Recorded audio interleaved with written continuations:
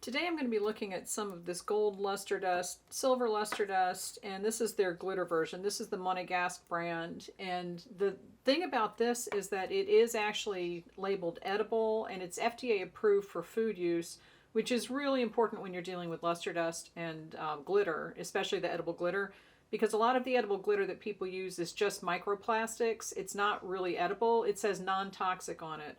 But the Monegasque brand, and I checked their website to verify this, everything is food grade. It's made with mica, which is a mineral, and it's food grade food dyes to give it the color. They have this in 14 different colors, I'm not sure.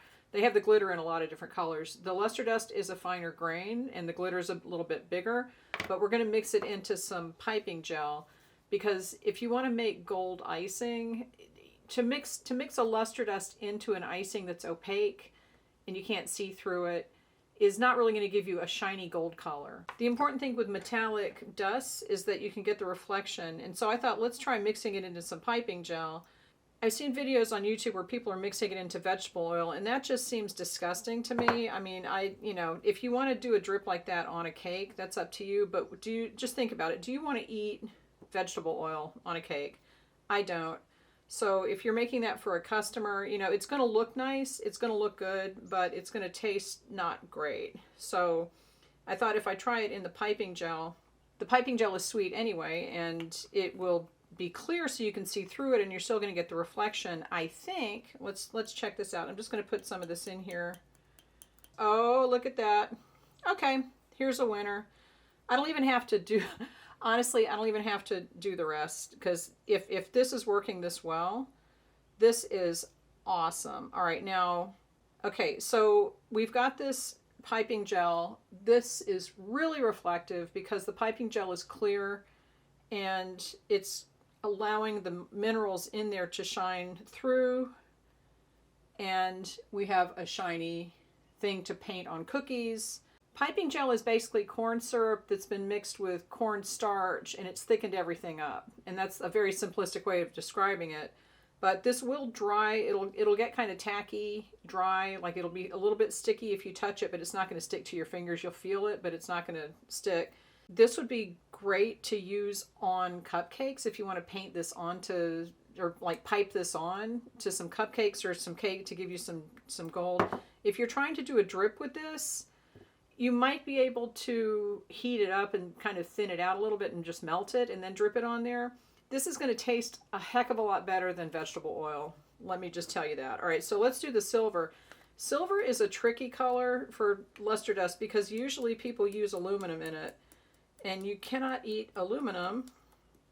That is not food safe.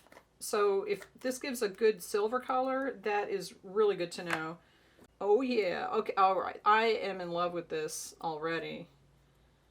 I don't know why I didn't think of mixing piping gel in. And you could probably do this with corn syrup too, because corn syrup dries hard as a rock. It's like glue. It's really good to use for glue to attach flowers and stuff. This is really shiny.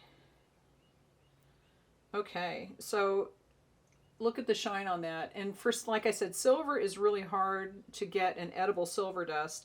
There are some brands that have edible silver paint, but they're not FDA approved. And that's the main thing in the US. To get FDA approval, you have to go through a whole process. And a lot of companies don't want to do it because it costs a lot. These are FDA approved, so you're good. And that is a really nice shine. And I think that I will do some piping with this later to see how it looks on the cakes or on the cupcakes. But that's a really good shine, and if you wanted to do a drip with that, again, just heat it up a little bit and then put it in a piping bag and drip it around the edge of the cake. The last one that I have is a rose gold glitter, and the glitter is, like I said, it's a little bit larger than, like the grain is a little bit larger than the luster dust, and it comes in a different box. This has a shaker, and you can pull this off if you want. I'm just going to shake this out because I don't want to take a chance of it dripping all over, and you can close this, so I'm going to close that up. So in case somebody opens it, it's not going to shake out everywhere. And let's try this out. Again, this is the rose gold glitter. Wow, that looks good sitting on top of the piping gel.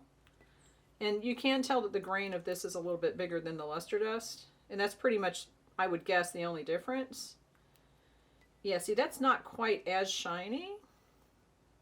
but it's still shiny, and I bet if I added some more to it, wow, no, I don't think I need to. That looks really good, and I wish that you all could see this in person, but the grain on that is really good. And I do want to put some of this onto this paper. I grabbed this white paper because this background is gray. So let's do the silver. And, you know, I mean, seriously, if you can get a good silver color, wow, that looks good. Okay, so shiny, silver, edible. That's awesome. And this would be really good on Christmas cookies since Christmas is coming up as I'm filming this. Let's look at the gold. Gold is good year round. Wow. Okay, I'm sold on this.